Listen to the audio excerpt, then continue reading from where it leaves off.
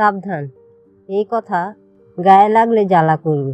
কিন্তু যদি সত্যি নিজেকে রেসপেক্ট করো তবে শোনো, সবাই পাশে থাকার শপথ করে, কিন্তু বাস্তবটা হলো সময় খারাপ হলে 90% মানুষ ভান করা দেবতা থেকে হঠাৎ হাওয়া হয়ে যাওয়া ভূত হয়ে যায়।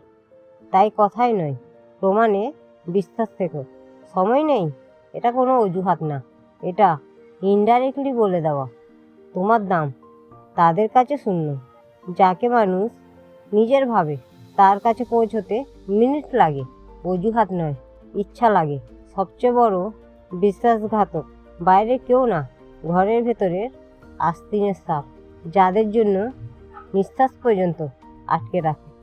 তারাই একদিন এমন অভিনয় করে তোমাকে যেন কোনোদিন চিনতই না।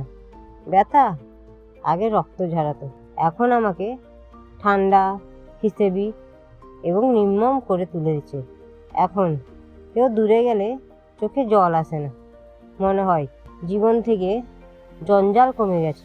মানুষ হঠাৎ বদলায় না, ওরা প্রথম থেকেই ভুয়ো ছিল। তুমি শুধু চোখ খুলতে দেরি করেছো, কারণ তুমি ছিলে আসল আর ওরা ছিল অ্যাক্টিং এক্সপার্ট।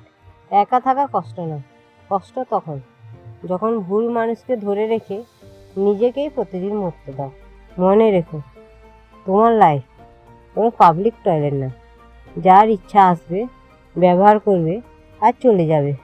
রুলস এখন পরিষ্কার, কম লোক, কম বিশ্বাস, জিরো এক্সপেকটেশান। জীবনে দু ধরনের মানুষ রেখো, যারা সত্যি থাকে আর যারা না হলেও জীবন চলে যায়।